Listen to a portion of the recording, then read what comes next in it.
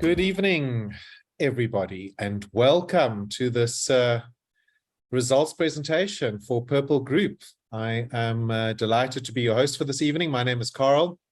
I work within the brand space with Easy Equities and the Purple Group, and I've been with the group a number of years, and I get extremely excited every time I have the opportunity to talk to our CEO. I think other people who have my role have a difficult time convincing their CEOs often to talk to the investors, particularly when you have over 100,000 shareholders, as Purple Group does. We're one of the largest held companies in the Joburg Stock Exchange. My problem is that I need to hold our CEO back, because the highlight of his job is to talk to our shareholders and fellow investors, and he loves this time of year. And so, Charles, thank you very much for taking the time to talk to us and for engaging. I know you've been doing lots of media today, and there's lots more happening in the coming week, but a big thank you. And we're going to get straight into it by asking you, how's the day been? How has results day been? Yeah, firstly, it's very lucky to be here. And how good does Carly look? I mean, can you and I do something about our hair? Carly's doing Q&A later with you. So hey guys. Yeah, she looks great.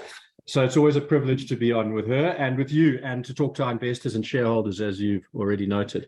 It's been a good day. I mean, I think, and I say that with some reservations, I think the key is really to unpack these results and to grow the understanding of the group. And so I've been really looking forward to this session, because all of the other stuff has been quite short and sharp and really hasn't had the time to get into the meat of it. So really looking forward to this session and really unpacking the results, and in the result, giving everyone the opportunity to draw their own conclusions about the group and the prospects for the future. Yeah, and for those who are listening, Charles has done interviews with publications like Financial Mail, so there'll be some information later in the week. He's chatting to Alec Hogg on Biz News on Wednesday, Simon Brown on MoneyWeb, and so we really appreciate all the support from the media. There's a lot of interest. But Charles did instruct me that one of the things he really wanted to do on the first day is talk to the community who have supported us, many people since the early days, hundreds of thousands who joined us during COVID, and so we're really delighted. Charles, we're going to get straight into it. I want you to talk to us, please, about what the value drivers of this business are. What makes money? What makes us tick? Why is this a sustainable business going forward? Yeah, so we've thought about this a lot in the last 12 months, and really to unpack and drive focus in the group. And really it comes down to four things. The first one is it's just about more customers. And, there are lots of activities that we engage in that drives, more customers. But our biggest force for new customers, interestingly, is our customer base. So referrals continues to grow the group customer base. This last year, I think, was 57%. Previous years, we've averaged 60 and slightly higher than that. But the first value driver is getting more customers. Around getting customers from our own customers, we've obviously signed some incredible partnerships, which it will help us get more customers in the future. And we continue to get better at converting customers from places like Capitec, etc. So that's the first big value driver. Then once the customers arrive, it's really about... Sorry to interrupt you on that. Go for it. I mean, in terms of stats around referral rates, I mean, do customers, how many customers refer other customers? Yeah, essentially for every 2 customers that we onboard, we get 1 for free from the customer base. So it's kind of a 50% referral rate, which, if you like, it's kind of the heartbeat of the business. So the higher your referral rate, the higher your customers have fallen in love with your platform and products. So it's something that, as you know, we measure very closely, and we've got to keep a handle on. And I think, you could speak to this more than I can, but fundamentally, it's why we spend most of our marketing money on our existing customers, is because they are the driving force in our marketing base. So, yeah, it's a very powerful force. And I don't want to, it's driven us. 80% of the customers on the platform today are largely because of our own efforts. But you've got to remember that these large partnerships that we've signed are just getting started. Capitec's only been with us for 2 years. Discovery only joined a few weeks ago and aren't even in this financial results. Telkom going live this week, also not in the results. And then Southeast Asian partnership will go live hopefully very soon. And then who am I leaving out? Satrix, who've been an unbelievable partner to the group and continue to be so. And Charles, I want to take a few minutes to talk about those, because one criticism I have of you and all of us is we're so busy building this business that we sometimes become blasé about those things. So we're talking one value driver, increased customers, and a big part of that comes from referrals and our amazing community. But those partnerships, you sort of glibly talk about Capitec. I mean, we have how many customers from Capitec that have linked their Capitec accounts? 600,000-700,000. Capitec has how many millions of clients? Yeah, I mean, firstly, we talk about it glibly, but I'm very respectful of the partnerships and I'm very proud of what we've achieved there. Capitec's got sort of 16 million account holders in the bank, of which I think on the app, there are about 6 to 8 million active app users. So I think that's the audience we're after. And within our audience, only 200,000 of those have gone on and linked their accounts. So the runway for growth just inside Capitec, and you can do your own percentages, but we've got 6 million eyeballs, 6 to 8 million eyeballs that are sitting on the app that see us every single day. And we've got a partner. I mean, you listen to Harry and that team when they present, super smart, super engaged, fantastic partners. So amazing growth. Yeah, and a marriage of purpose, I think, is the key. Exactly. They're trying to do the same things for their customers that we are, and that creates a marriage of purpose, and that's the foundation of a great partnership. Then we've got Satrix. There potentially the growth, is less in terms of absolute number of clients, but if you look at the chunkiness of assets there and the average value of a client, that's significant. I mean, if you had to, and I'm putting you on the spot here, I'm sorry, it's not in terms of the numbers, but how many billions of assets just on the Satrix, from the Satrix side? Yeah, they're about 8 billion in assets on platform. And you're right, their customers have a higher value than the Easy Equities customers. But here's the insight, is they have a higher value because they've been around longer. So, Satrix has been around for, it's 20 years now. It was their 20th birthday in 2020, I think. And on average, the customers that are on their platform have been there for a decade. So as a result of that, their customers have got more assets on platform and they're also older. But if you rewind those customers back a decade, they look exactly like our Easy Equities customers today. Yeah. So it gives us access to a higher value demographic, a slightly older demographic in terms of age. It's also interestingly biased towards women, which is wonderful.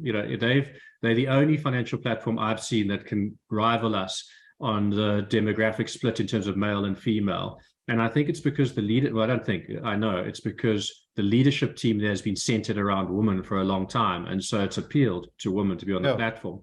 So it's a great partnership. And they were the first to really embrace Easy, and they put a lot of confidence behind the Easy brand by partnering us at such an early stage in our development. Yes, and again, to remind people they own 30% of Easy. So, that's partnership number 2. Let's go to one of our newer partners, Discovery Bank. I mean, anybody who's been watching F1, anybody who's watching some of the football, this is a highly engaged, another superb partnership. Smart marketing. They're really excited. We've got 6,000 customers that have linked. Huge runway there, I would say. Yeah, so I think the numbers are closer to 20,000 now. It really is accelerating. It's very rare that when you bring two businesses together at a brand level, that the two brands just fit. And it's so interesting seeing Easy Equities alongside Discovery, and it's almost like the two brands were made for each other. They look so good next to each other. And it's similar. The user experience is also extraordinary inside the banking app. And I'm a banking customer of theirs. I'm also a banking customer of all of some of the other big private banks. And let me tell you what I feel as a customer and why I think it will benefit of us is I think they've caught the private banking market asleep. I think that the private banks have got lazy with older customer cohorts and wealthier customer cohorts. They've forgotten where they built their businesses. And if you think about Investec, they built it on students graduating as accountants and CAs. And I think Discovery have stolen a march on them. And I think Discovery are going to win that younger, high-value customer cohort base and are already winning in that space. And to have our brand right inside the bank just means we're going to have those customers along their entire wealth journey with Discovery. So they're an incredible team, wonderful to work with, arguably the most innovative business that's ever come out of South Africa. I think it's hard to say that it isn't when you look at what they've done in the 2 or 3 decades. And so it's great to be able to work alongside them. And again, just super proud that we can have our brand right next to theirs. And linking your account, I mean, you're getting major benefits within the banking app. So that's wonderful. And then Telkom, I mean, launching Telkom next week within the Telkom Pay app. What are your ambitions there? Yeah, so I think we're going to, we've always wanted to partner a telco. And the reason is that they have these huge customer databases. And, Telkom is ranked, I think they ranked 3rd, obviously behind Vodacom and MTN, but they're the fastest growing data vendor in the country. So they are winning over, if you like, the data airwaves. And I think the future of telecommunications is all about data. And Telkom have got an unfair advantage in data. They are the primary supplier of data. It's like they own the data mine. And so we've partnered them to get access to those customers. I think that over time that it will become a very meaningful partnership for us. I also think over time there's going to be a consolidation in the telco space. We almost ended up at MTN if you think about what's been going on at a corporate level. I'm not sure that corporate activity's just finished just yet, but we've 100% wanted to have a telco as a partner, and Telkom chose us, and I think we're going to have a lot of fun working with their team to take investing to all of their customer base. So again, another partnership, targeting very broad. I think they've got 15 million data customers, and that's outside of their fixed line, their SME base, and a whole lot of other really valuable assets that they have. Thanks, Charles. And the reason that I said glibly is not because of the lack of respect to the partner, because you and all of us are very respectful to these phenomenal partners, how they engage with us, how they engage with each other, but glib in the sense that we just move on. And I wanted you to unpack a little bit for our fellow investors, the sheer numbers of these partnerships. I think the one thing that summarizes that is, if you think about when you put all those partners together, we've got access to 60% of South Africa now. That's a lovely opportunity. Now, and at what cost of acquisition? Well, this year we did 70 Rand better cost of acquisition. So, that's really low. We've but through the partnerships, often there's no cost of acquisition. Yeah, we give up revenue. So there's a revenue cost, but there's no acquisition cost. So you only pay if you play, if you like. But, we won't stop partnering until we've got access to 100% of South Africa. You can't say you want to democratize something and then only give access to 60%. But we've got to 60% in 8 years. And I wouldn't bet against us getting to 100% in the next year or two. We're working on some very exciting new partnerships. And in fact, one of them, if we pull it off, we'll then have access to the entire South African population through their distribution base. So, partnership is a huge opportunity for us. But the strategy has been, let's lay down these partnership rails. And then as we lay them down, let's work with the partner to get better at converting customers over time. Great, thank you very much. So first value driver, we're talking about simply increasing customer numbers. What's next? Yeah, so the next one is, I've got these customers, what are they going to do with you? And essentially it's about average revenue per customer, or what's referred to as in the industry as ARPU. Now, ARPU is driven by a couple of factors. The first is, how much assets do you have on the platform? So the more money that you invest, the more transactional revenue we generate from you. So we're aligned with our customers in that respect, because we want them to retire wealthy. We want them to create these long-term journeys with us. And so the more assets they've got, the more revenue we've got.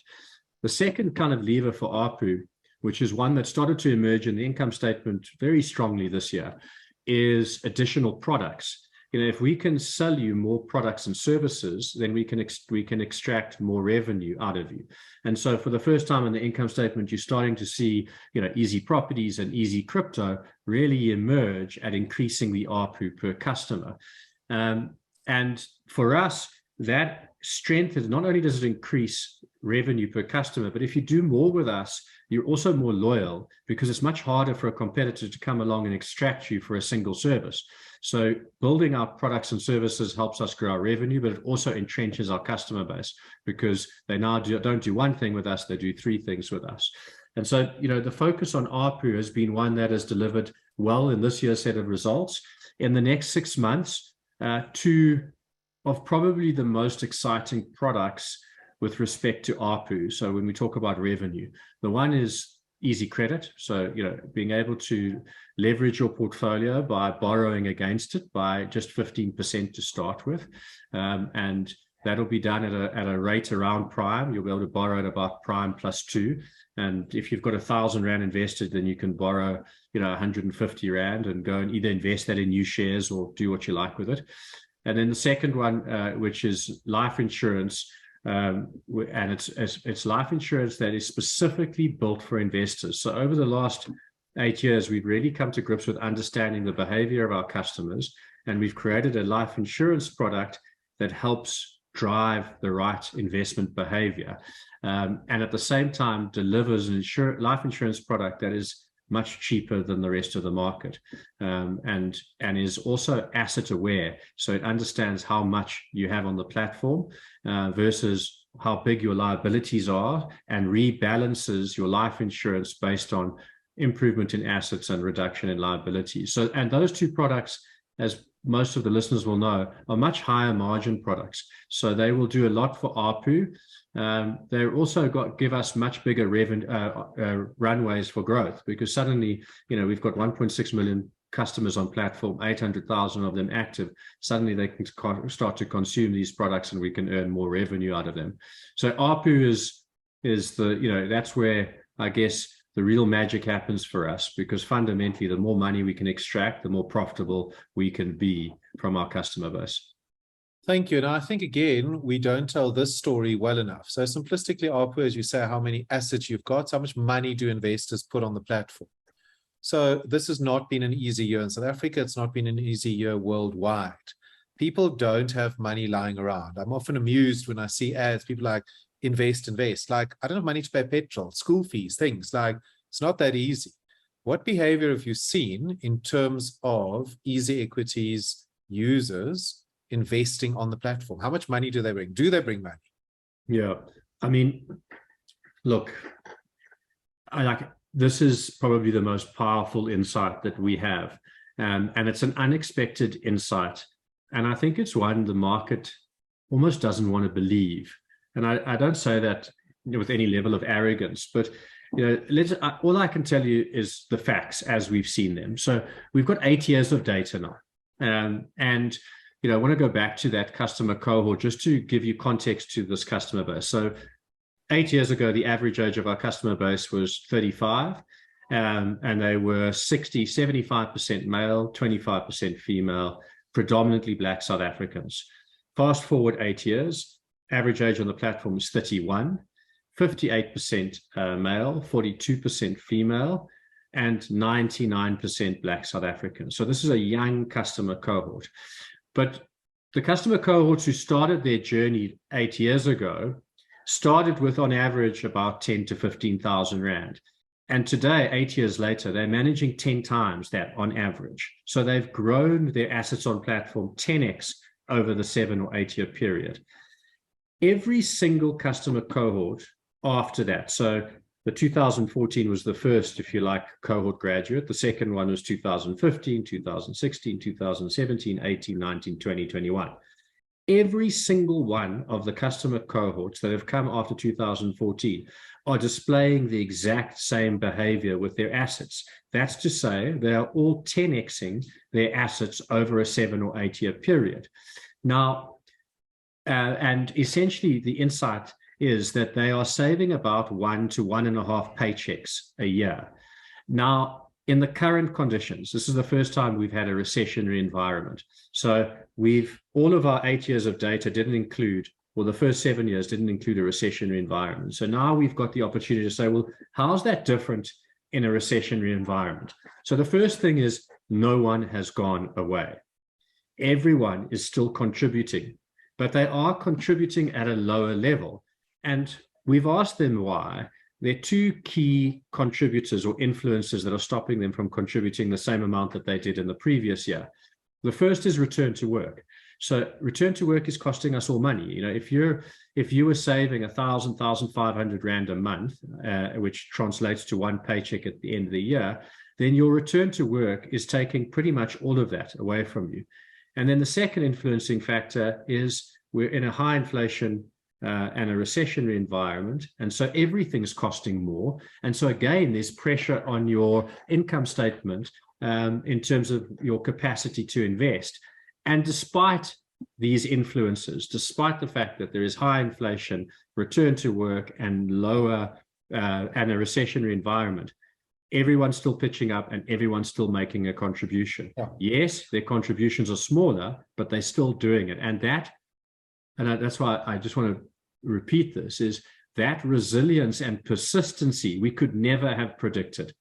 This customer base is here for the long term, and they're making the sacrifices in their daily lives to ensure that they're going to be along this journey for that long term. 100%. And that's why it is very difficult not to just always say how smart the over 100,000 Purple Group investors are, and the over 800,000 active Easy Equities clients. They are super smart. And that's not me as a marketer just feeling that. The data tells us that. So we're back on second driver is the number of assets that you have here. The other thing that I think we're quite bad at telling a story is you're talking about additional products. Now, those products don't just happen because as a marketer, I think, well, you know, I need something to do a new ad, or our chief product officer, Almiro, has got nothing better to do. Those products are designed because our users tell us those are the ones they need, or the data tells us those are the products that are going to help our clients make more money or protect their wealth. So when you talk about the Easy Credit, we have seen that users sometimes need to access credit. So enabling them to do that not through an expensive bank or a money lender, but using their assets, not selling and then buying later, is something they've asked us for. Yeah. Similarly, Easy Protect Life. It's going to be the cheapest way that you can buy life insurance in the country. We don't celebrate that enough. These are our users saying these are the products we need. Yeah, Carel, I mean, great points. And let's start with Easy Credit. You know, the insight, as you've so well articulated, is that people use us as an emergency store of value. Stuff happens in their lives where they need access to their capital, and they take the money out, and invariably it comes back to us in a very short period of time. In doing that, they're creating inefficient portfolios and tax events that they could avoid if we just lent them the money. Now, in the world of private banking, this is a service that high net worth individuals all get. You know, if, you know, whatever, I'm not picking anyone, but let's just say I wanted access to credit on the back of my stock portfolio at a private bank, I'd be able to do that. I wouldn't have to sell my shares in order to go and meet that capital requirement. And so why shouldn't every South African have that? So and 100% they should, because it's a huge wealth enabler. I mean, credit at the right price is a massive, massive enabler of wealth. And so that's what we're doing. We're giving you responsible credit at the right price so that you can service the capital requirements in your life without taking money out of the market.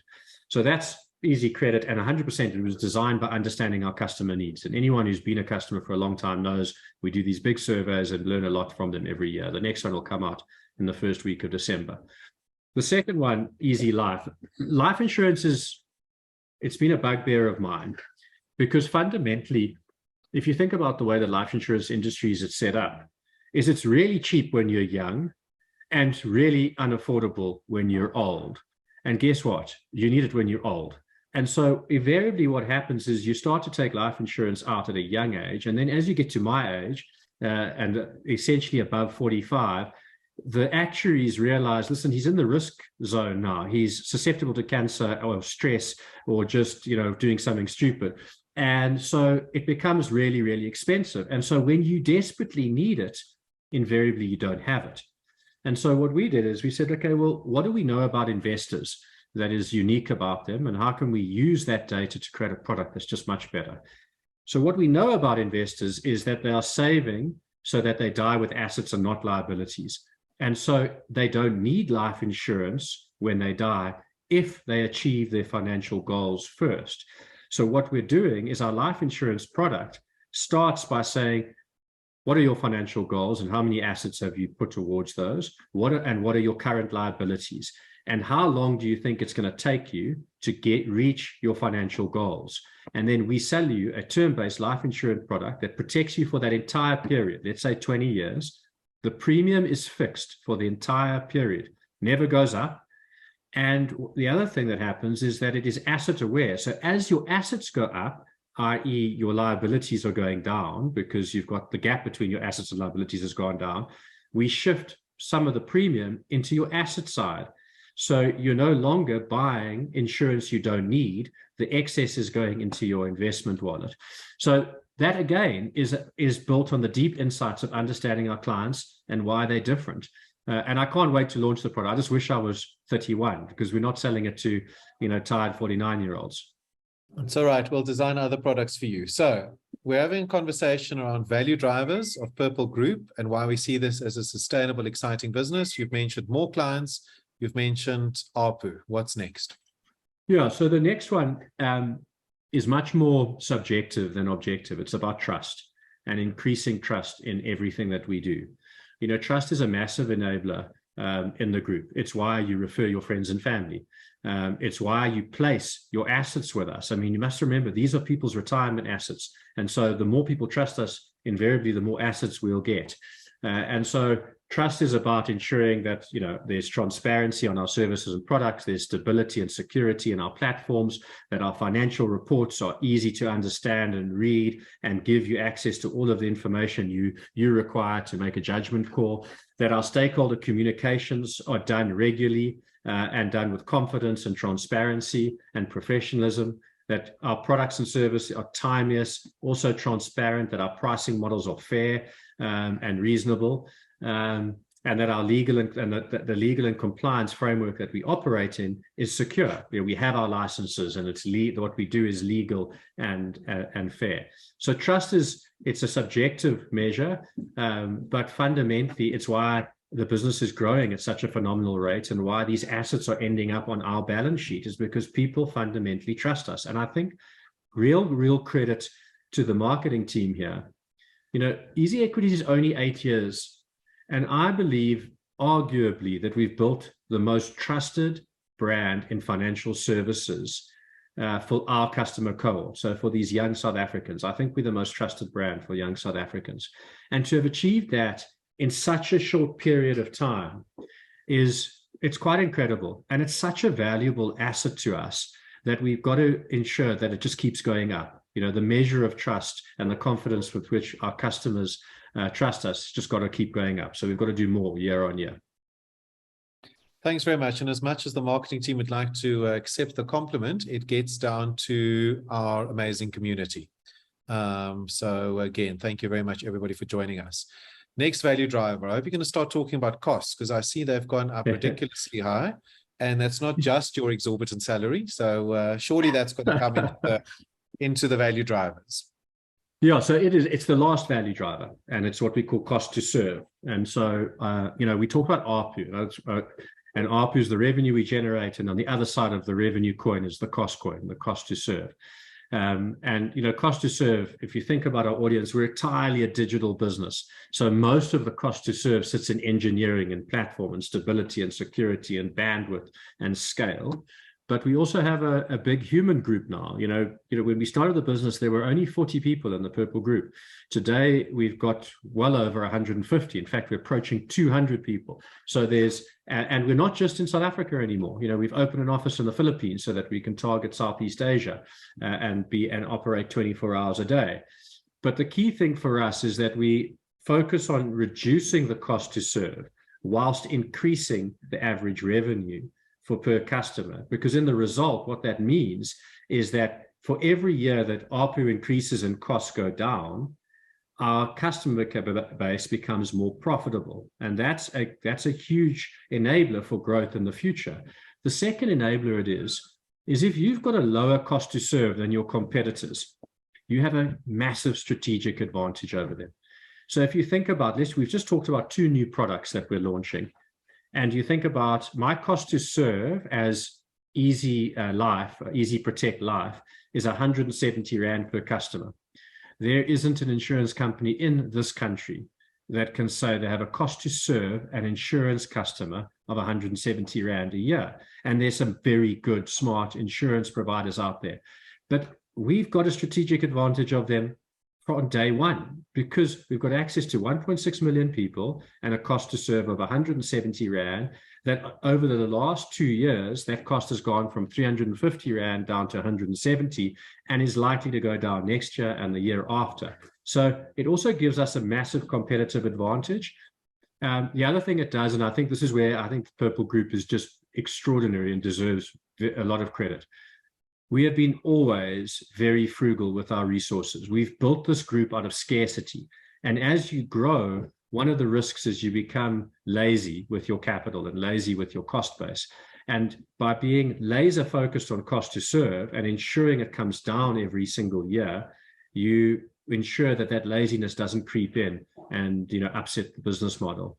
So yeah, lots of work and effort that's gone into it. And whilst it was only down 16% this year, whereas previous years down closer to 25-30%, the insight there is we asked our board to invest more of our income statement for growth in this financial year that we've just finished. And the two areas that we invested in, one was we invested in a new jurisdiction. So we've got this Philippines cost base to target Southeast Asia, and we haven't launched in the region yet. So that's in the cost base, and already costing us a considerable amount of money. And then the second one is we built and started to build these new products in Easy Life and Easy Credit. They don't just happen overnight. And those costs are also in the cost base.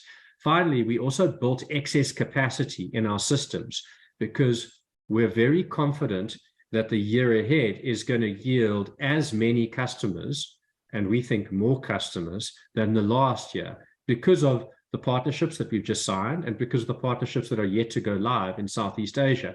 So if you like, there's excess capacity sitting in this cost base. So next year's cost numbers will be a far better improvement than they were this year, but still 16% down in a year where we've invested in new products, new jurisdictions, and excess capacity for growth, I think is a really good number.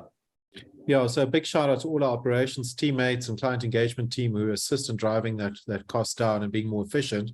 But still, I mean, I think it's worth talking a little bit about the human resources that we've invested in, because that has also been substantial.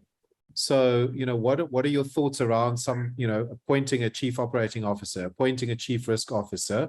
Are we seeing benefits of those? Is that us becoming fat and lazy? I mean, maybe talk a little bit about your views around the operational, organizational design of the business. Yeah, so let's start with Nicola, Chief Risk Officer. I mean, what a wonderful hire. Brings with her incredible intellectual property around risk and compliance, and from the JSE, being there close to 20 years. And why bring her? And quite frankly, because we weren't doing a good enough job of it. We were just too focused on other things. And Nicola gets out of bed every single day to ensure that the group's risk and compliance function is as good as any other area of the business. And so she's come in a very short period of time and made a great impact in ensuring that the resilience and around our risk and compliance function is improving all of the time. And so, yeah, it's not, if you look at the rest of the kind of C-suite, whilst we're capable of doing it because we've got lots of experience, it's not why we get out of bed every single day. And so for Nicola, that's 80% of what she needs to do, and she's got all of the skills to do it. Then Rish, who is our COO, and we hired him out of the Southeast Asian region, and he heads up the Philippines operations as well. If you've looked at his CV, he's got large, big bank operational experience. He's also done it pretty much everywhere in the world. So he knows how to operate on a global platform and at scale. And it was a title that Gary was wearing. While the group was, I guess, half the size, Gary could get away with being the chief operating officer and the chief financial officer, but both of those roles have got big very quickly. And Gary chose to focus on the financial role, which created the opportunity to hire in a senior executive there. And, we didn't We didn't even look in South Africa out of interest. We ensured that we said from the start we wanted a global CEO. We knew we were going to Southeast Asia, and so we wanted to hire in that region. And again, Rish has come in with a fresh set of eyes. He's looked at the business through his experiences, and he's already adding amazing value and lightening the load on the rest of the executive team so that we can focus on what we're good at, which in my case is going out and signing partnerships and building new products. So and that's in the executive function. You go down the group into the management area. We've hired very aggressively there, and then right down to a team level. As I said, we've gone from 40 to close to 200 in the last 8 years, and most of that growth has happened in the last 2 years. So we've strengthened the resilience of the team from top to bottom. Importantly, what does that do for the group? It allows us to focus on what we're good at, what gets us out of bed early, which then gives us the confidence to say the following: we've got a much higher conviction that we will execute our strategy more effectively in the future because we're more focused on what we're good at. And I think that's one of the risks in a startup that scales up, is that in a startup, everyone does little pieces of everything. And then as you scale up, you keep that kind of mentality. But if you don't transition from a startup into a scale up in a mature fashion, then what you have is you have jack of all trades and no masters.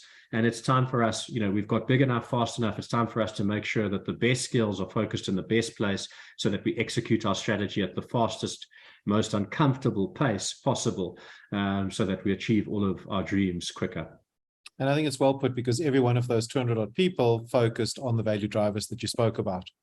So I want to carry on and talk a little bit about some of the businesses that I mentioned in the annual report. So I'm not going to spend too much time on easy DIY, I'll call it that. I want to talk a little bit about 3 of the other elements. So, the way that marketing thinks about it is the user comes on the platform, they can buy the products themselves, they can buy easy crypto, easy properties, and manage products. I want to talk a little bit about those.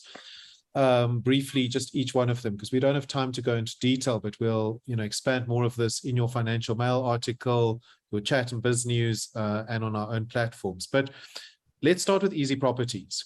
So there we have 70,000+ active users that have invested and built a property portfolio, started during COVID with over 200 million rand. We're seeing people that are investing 100 rand. I mean, the average investment there is just over 1,000. But we are seeing people who could themselves buy an apartment and get a bond, choosing not to do that and put on a few 100,000 rand and rather own a share in a number of apartments. My question to you, though, is, are we running out of steam here? Has easy properties peaked, or what are your views on easy properties going forward? It's 2 years old, 2.5 years old, and it's achieved so much more than Easy Equities did in its first 2.5 years. And it's just such a wonderful business. And I tell you why. It solves a real big friction point. The first thing is, how do I get into property if I've only got small amounts of capital? The second one is, even if you've got a decent amount of capital, why have you invested in one? Then all of your risk is in that area, that asset, that unique property. And Easy Property solves both of those friction points. You can start with a small amount of money, and you can get a diversified portfolio of properties from all around the country and international coming soon. The third friction point it solves, which is a bugbear for property owners, is liquidity. If you own a house, you can't just buy and sell it. It's a difficult, cumbersome, expensive process. Well, we created an auction component that allows you to do that. So this business, you talked about some of the numbers, 74,000 invested customers. It's raised 220 million through IPOs and invested close to 300 million now in the property sector.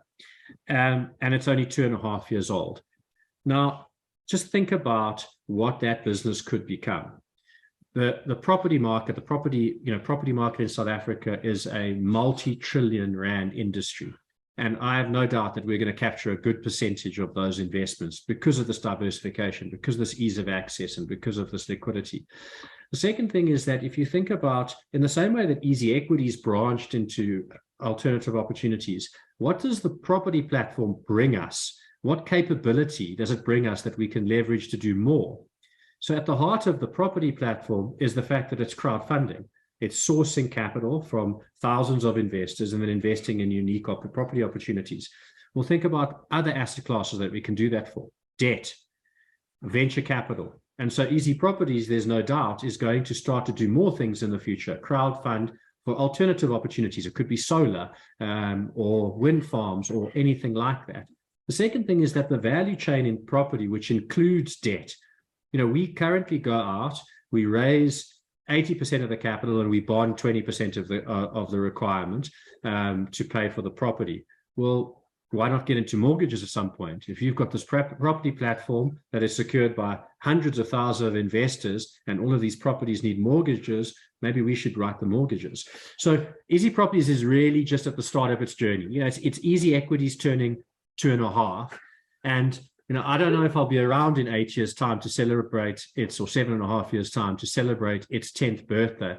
But I would like someone to pull the tape here and see if I was right. But I'll say this: I reckon Easy Properties, when it turns 10, will have well over 10 billion in assets on platform. And so the trajectory for growth is enormous. And there's so many opportunities for that business to do other things, like I've mentioned, crowdfunding.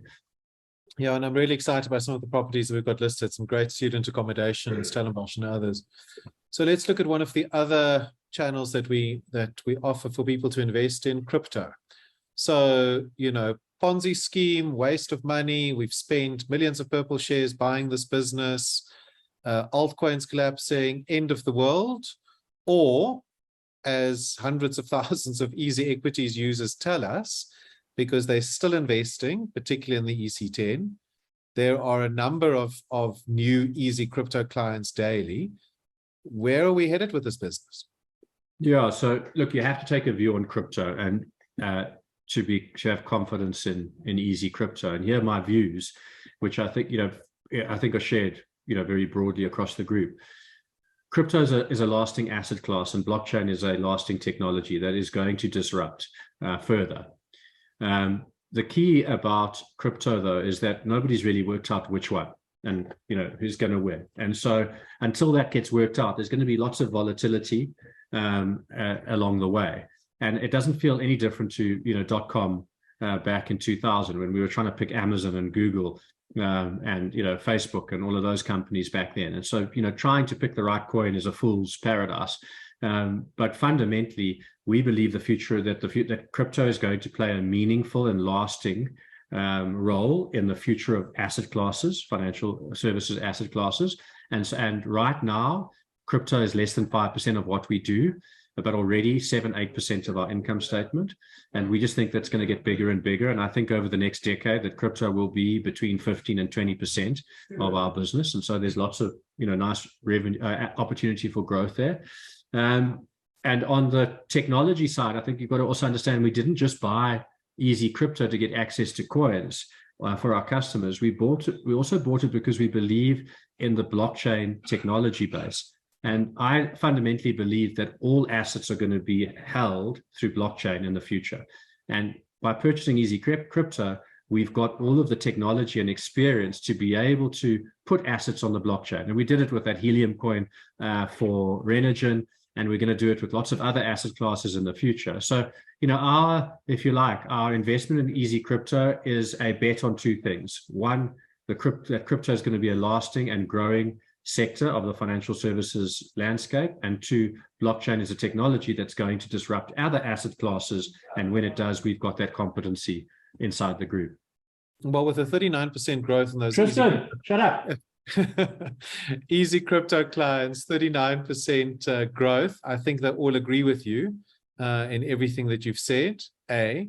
And B, the phenomenal team that we have in Easy Crypto that's already adding value. I love that you're distracted by your family, which proves that that you have other interests to they're shouting for me to come for dinner, and so they would just keep shouting if I didn't tell them to keep quiet.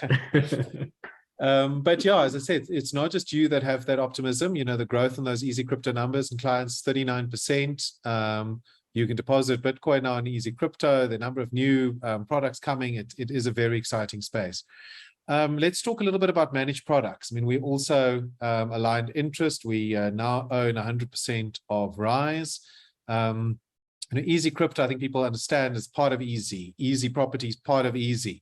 Then there's this weird thing called Rise that nobody really understands. I mean, maybe just start off by saying, what are the assets that's part of this group now because of Rise, and what is the potential that you see in this business? Yeah, so Rise essentially was set up to target the retirement savings industry, the traditional pension fund space. And use the Easy Equities platform to provide a better platform experience to pension fund people who've got pension funds at large institutions.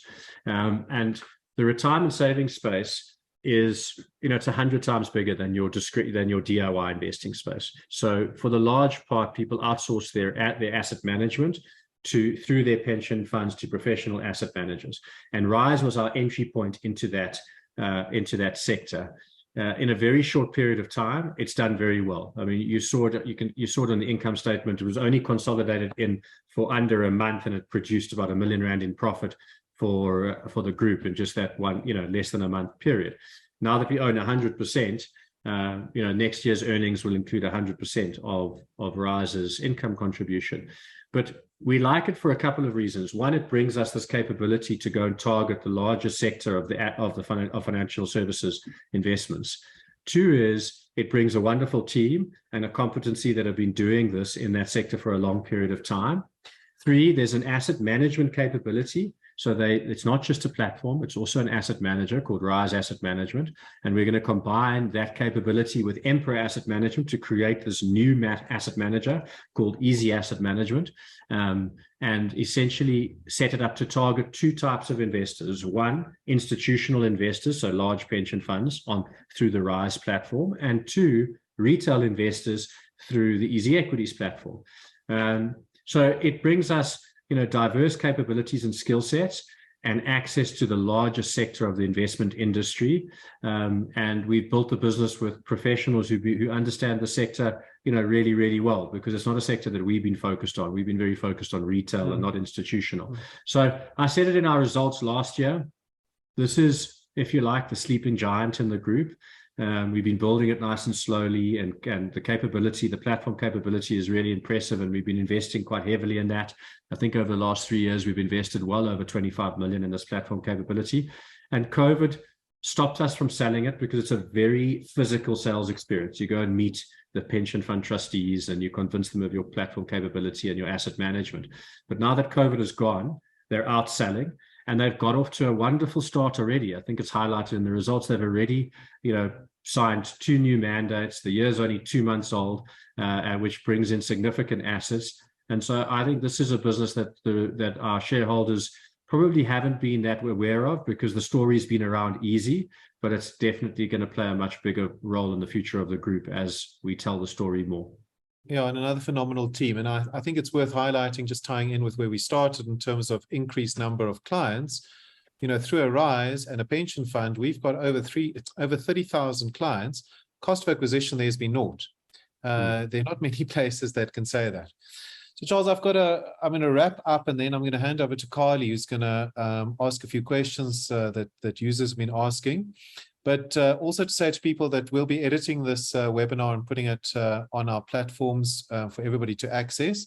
We're going to take down all the questions that have been asked, and we're going to answer them in detail. And the reason that I can say that is because all of them are actually already answered.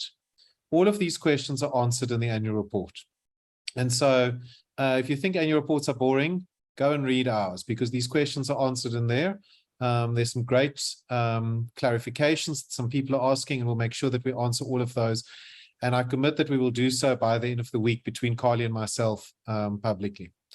But before I hand over to Carly, Charles, and I'm heading off to a Twitter space, and I'm keen to do a Twitter space before Elon Musk destroys Twitter. And I'm doing it with Ghost, financial journalist, to talk to him a little bit. But the one question I want to ask you, because I sometimes feel that maybe I'm not understanding this, because there are 1 or 2 users that keep on asking it. And so there's the statement made about executives selling shares because they don't have confidence in the business. Now, did I see this incorrectly? You've ended the year with more shares than you started the year because you put money down. I know from my perspective that I've had to sell, bond, and borrow money to exercise some of my options. And I know many of my colleagues have done so. So I want a simple answer. Have you sold shares, and have you got less shares? And are you running for the hills? Or are you sticking around? Because it seems to me we've got new investors like Base Capital. We've got over 100,000 investors. And I want to repeat, that is more, if not the most, of any company on the Joburg Stock Exchange. That includes banks, it includes funds, it includes 80-odd thousand super smart retail investors. It includes rich people, billionaires, it includes people that are investing R5. So I often wonder what I'm missing here when people say that there seems to be a lack of confidence. And I want you to talk to us a little bit about that, please. Yeah, I mean, it's in the annual results. I've got more shares today than I had 12 months ago. And yes, did I sell some along the way? Yes, I did, because I needed to exercise options, and my salary is not big enough to pay for those options when I exercised them. So, I had to create some liquidity.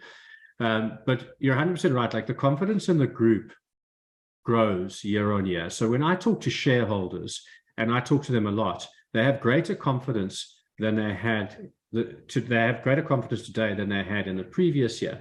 And yet the share price is lower than it was 12 months ago. And the truth is that none of us are in this for a 12-month period. Markets are cyclical, and revenue is hard to predict in a 12-month period. But over the medium and long term, things become much more predictable. And we're in a recessionary environment, and growth stocks have been under drip. But we're all here for the long term. Our incentive structures are all set up that way, so they ensure that we stay for 3 years plus. Most of the incentive structures are around 7 years. And so we're not going anywhere. I can personalize it. I'm not going anywhere. At some point, they'll kick me out because I'm too old or too ineffective or something else. But I will never, ever leave Purple Group because I no longer enjoy what I do. I love what I do. I have extreme confidence in the team and their capability. And I get out of bed really early to change the lives of our customer base. And the desire to do that couldn't be higher. So yeah, there's, the Twitter space, like the guys who want to say, they can say what they like. The truth is in our financial results. Got more shares today than I've ever had. And I'll have more shares at the end of the year than I ever had as well. So, you can keep judging me by the number of shares I hold. Cool. I'm now going to, thanks for answering that. I'm going to hand you over to the far smarter, far better looking, far nicer, far better karaoke singer, definitely the best financial marketer around, Carly, to ask you all the hard questions. And I just want to say, Charles, you look super, super cute with those things on your head. Thank you very much for wearing them for this webinar. And over to you, Carly. Enjoy. Thank you. Thanks, Carl, and thanks, Charles. I just love listening to you speak. It's so inspiring. Like Carl said, guys, go and take a look at the annual financial results, read through them. A lot of your questions will be answered there, but I've picked a handful that I thought we could go through now and chat a bit about with Charles. So let's dive in.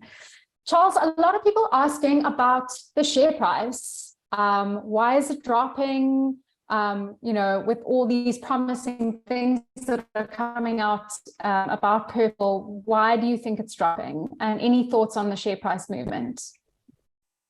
Yeah, look, I think you've got to look at a share price in the context of what's happening in the kind of macroeconomic environment and globally around stocks. And the last 6 months, the tide has gone out on growth stocks, and it's all about value stocks again, and it hasn't been about value stocks for over a decade now.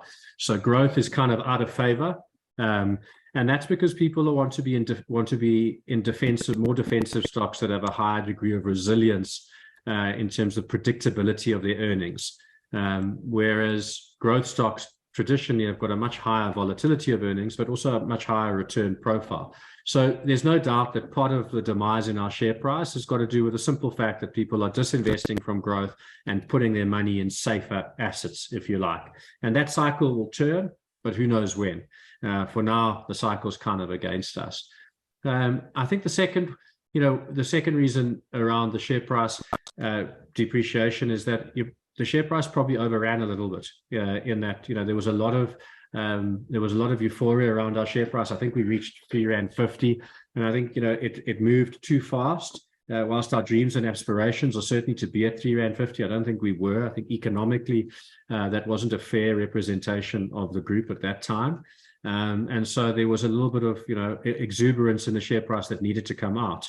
And those are probably the two driving factors behind the share price. What isn't different is that the business is better today than it was 12 months ago. It's more resilient. It has more partnerships. It has more products. It has more revenue. It has more opportunities for growth than it had 12 months ago. And so for me, the current share price doesn't reflect that either. I think it's trading at levels that I don't think really price in the prospects that I've described in the last 40 minutes. But everyone has come to their own conclusions about how valid they think they are, how predictable they'll be, and whether we'll pull off all of these, new products and new regions. But my confidence in the stock has never been higher. And so I would expect that over the next 12 months, we're going to see that confidence translate into a stronger share price. Well, we'll all be watching with great excitement. The next question we've got is, what are plans to go into other markets? Are there any future partnership plans? Someone has mentioned Nigeria, expanding into Africa using Sanlam's kind of footprint in Africa. Can you talk a bit about that? Yeah, so we talked earlier about the costs. And we've seen the impact of investing in a new region. You've got to make an investment. You've got to build a team and capability and partnership. So these things are expensive to do.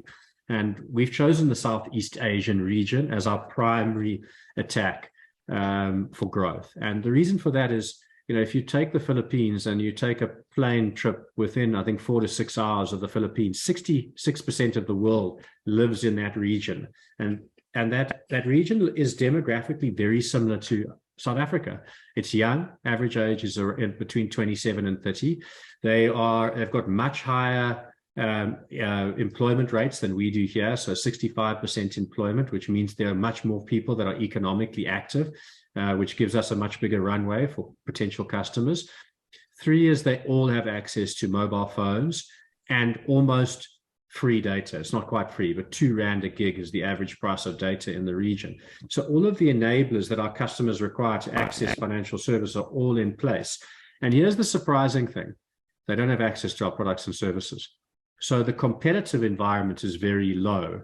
And so the market setup for us to go and do well in that region is very good. So our focus in terms of international growth is Southeast Asia, starting with the Philippines, and then working our way from there. Africa's our home, and we've talked about going into Africa for way too long now. We're very close to launching in Kenya. We deprioritized it just because of the partnership that we signed in Southeast Asia. And, we've got to choose where we apply our resources. We don't have thousands of people just waiting for things to do. And so Kenya has been delayed because we focused on the Philippines. But we're back working on Kenya. And, my best estimate is that we will launch in Kenya in the first half of next year. And then we will think about other African jurisdictions once we are successful in Kenya. We don't want to take on too much too quickly and crowd out our income statement with a whole lot of expenses that aren't delivering income. Outside of Africa, Europe is interesting. And I say it's interesting not because of first-tier Europe, but if you like, emerging Europe, Eastern Europe and second-tier markets, where, again, there's a very high level of economic activity, there's a high levels of employment, there's high levels of disposable income and therefore money for investing. But in these second-tier markets, there's very little competition. So if you go to London, it's crowded. If you go to Germany, it's crowded. If you go to the Netherlands, it's crowded. But if you go to Poland, there's no one, or the Ukraine, or Spain, or Portugal, or Greece. And these are all significantly large market opportunities. So, we would like to get to Europe next year, but not at the expense of Kenya or the Philippines. So we must build our capabilities there first and start to get some success before we focus on Europe. And then finally, the blind spot for us that everyone says is a blind spot is South America. I was going to do quite a long trip to South America now, but I've just run out of time and I'm not going to do it, but I'll look to do it next year and get a lay of the land and really go and meet potential partners and get a sense of what the competitive environment and the regulatory framework looks like. And that potentially is something to think about for 2024, 2025. So for now, the primary focus, Southeast Asia through the Philippines, secondary focus, Kenya, and then we'll think about Europe, and after that, South America. Sounds like you're going to be jet setting quite a bit in the near future. So just I'll tag along if you need me there. Okay, so another question we got is around easy asset management. Now, you spoke a bit about Rise and how that ties into things. We're being asked, what is the long-term strategy for easy asset management, taking into account that we have bought Cloud Atlas? Is there a future for ETFs in this space? What are your thoughts? Yeah, so as our customer cohorts get older, we believe they're going to demand more managed services from us. So and this is evidenced in our data, the closer you are to 25, the more time you have to look after your own investments. As you get older, life kind of gets in the way. And investing is it's an onerous activity. You've got to, stay informed, read annual financial statements and reports, keep up to date with market movements. And when you start getting married and have kids and your job gets in the way, so your desire to invest doesn't go away, but your time to look after your investments does. And so as our customers get older, and they are going to require more managed services from us. And that's where easy asset management fits in, is to be the asset manager of choice for the easy equity customer cohorts. And there are two flavors of asset management that we're going to deliver. The traditional equity investments, where we manage your portfolio for you. But as you've noted, we bought Cloud Atlas, which is a ETF issuer. We haven't got regulatory approval, sign off on the transaction yet, but when we do, we will convert that into easy ETFs. And we want to run active ETFs, not passive. So as you know, we partner with Satrix for passives. We don't want to compete in the passive space, but we believe our asset management capability will work very well in the active ETF space. And we want to be one of the early adopters of active ETFs on the JSE and support that program because we see it playing a disruptive role in the investment management landscape. And specifically, we see it attacking the traditional unit trust world and winning assets away from lists onto exchanges where there's greater transparency and liquidity for asset management. So, asset management will become a much more meaningful part of our business as our customers get older. But for now, our customer cohorts are young, and so DIY investing will dominate the landscape for at least the next 5 to 10 years. Cool. Last question, as we wrap things up, is around the new products that you mentioned earlier, Easy Credit and Easy Life. The questions we've gotten is, what is your outlook on the uptake of Easy Credit, and how will you fund this book? Will you increase debt or get a lending partner? And there's sort of a similar question around Easy Life. Will you be using a third-party balance sheet to fund, or from the Purple Group balance sheet? Cool, great questions. Let's start with Easy Credit. So we've partnered with very large, significant financial institutions, so banks and others, to ensure that we can get the lowest cost of capital, and that's secured, and that gives us a runway to a book of around about 2.5 billion rand. So we've got a facility from these institutions to get to a book of 2.5 billion rand. How quickly do you think we'll get there? So the evidence is that our customers withdraw about 200 to 300 million rand a month from the platform. They deposit 2 times that. So they deposit 600-700 million a month, and they withdraw 200 to 300 million rand. We think that we'll convert 30% of that as a minimum, rather than withdrawing it, they'll take the credit facility.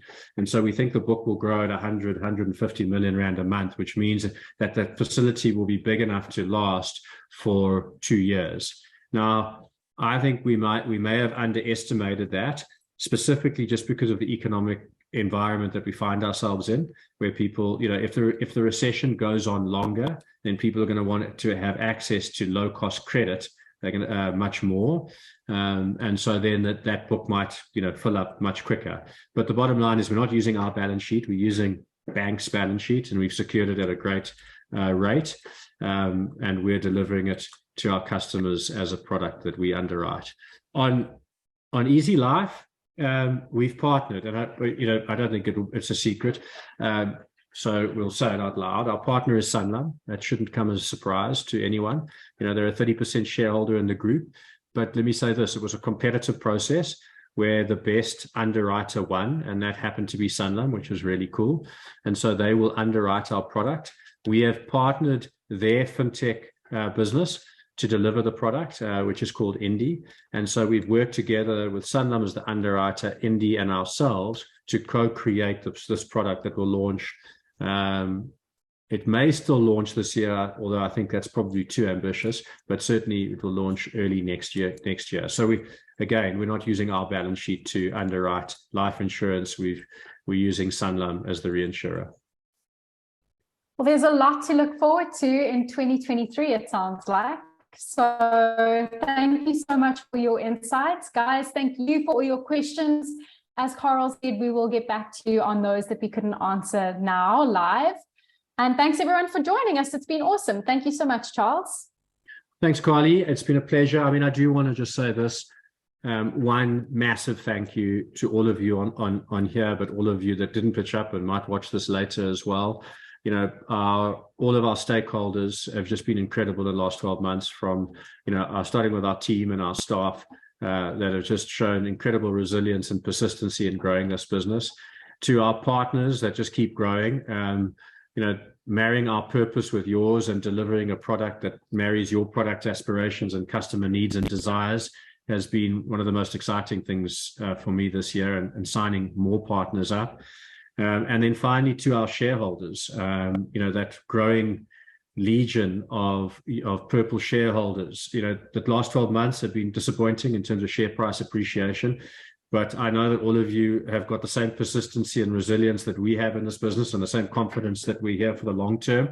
And, I think we're going to look back at this set of results with a really good and deep insight to the business and its value drivers. And I think that's going to translate into good shareholder value in the 12 months ahead. So thanks to all of you for sticking around and supporting us in what has proven to be a tough 12 months.